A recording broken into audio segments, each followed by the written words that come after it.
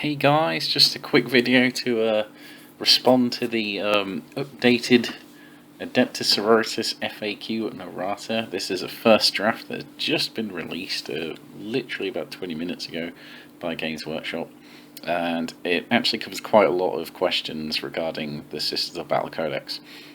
So if you haven't seen it yet, I'll put a link below in the description, but yeah, head on over to Facebook or one of the other sites regarding these kind of information and have a look for yourselves.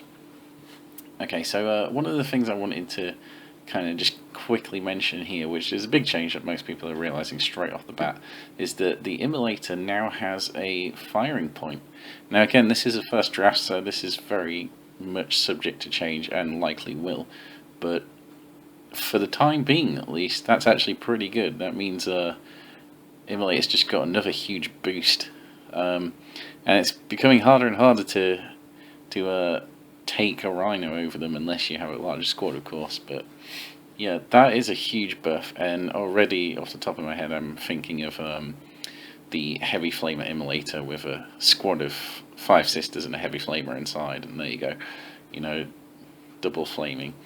I think the top hatch will have more of an effect for people who are running 5 girl sister squads with a single heavy weapon or special or something, rather than the specialist squads like Dominions or Retributors.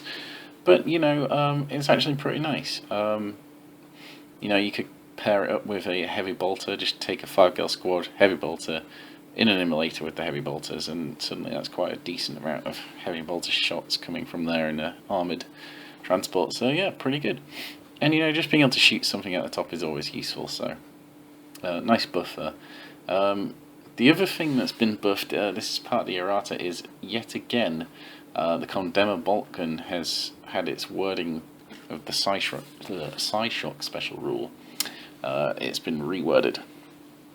So now Psyshock basically says that if a unit containing at least one Psyker, so including like Brotherhood of Psykers, Sorcerers, Psychic Pilot, anything like that, is hit by a weapon with the Psyshock special rule, it's quite a mouthful, one randomly determined Psyker model in that unit suffers Perils of the Warp in addition to any other damage. So this is kind of heading back to how it was originally.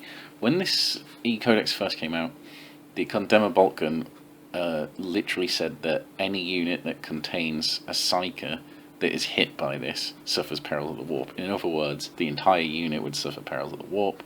And when it first came out, Perils of the Warp just immediately caused a wound without any saves allowed. So if your unit had a Psyker in, you could actually just hit it with the Condemner Balkan and the entire unit would get wiped, which was actually kind of hilarious and made it very, very powerful. Obviously that got nerfed fairly quickly to something ridiculous, which was if a Psyker suffers an unsaved wound from this weapon, then they suffer Perils of the Warp, which is so ridiculously hard to line up and stuff for a combi weapon. Yeah, that wasn't going to happen. So finally it's gone back to something useful, and now it just means that if a unit has a Psyker in it, like one Psyker, say a Librarian is in a unit of Tactical Marines or something, all you need to do is hit with that weapon and the Psyker suffers a Perils. Now of course Perils isn't anywhere near as bad as it was in 6th edition, in that a lot of the time they'll get away with no problem, like they'll take a leadership test, or you could even end up buffing them, so it's still a risk. But it's actually quite nice in a lot of ways, and you know, against like monstrous creatures like Tyranids and that kind of thing, this is actually going to be a hard counter that Sisters have, and it's something they should have, really. I mean, they are strongly linked to Witch Hunters after all. So it is nice to have it actually be useful again, and I may even try it out a few times. Just throw in the odd one there, since I'm now saving points on Heavy Flamers these days. But yeah, the other things they cleared up was just stuff like the Exorcist tanks. This is all stuff that's been in previous FAQs, and I don't know why they removed it from the rules after FAQing it before, but of course they had to FAQ it again. And that is basically that is the Exorcist missile launcher a turret-mounted weapon or a hull-mounted weapon? And it is a turret-mounted weapon, as we already knew from previous ones. And of course, where does it draw line of sight from? And it draws line of sight from any point on the organ, which again is really powerful, and that's how it always was really. It's just they forgot to mention that in the latest codex after having previously mentioned it in a previous errata. So I'm glad that's back on the table again.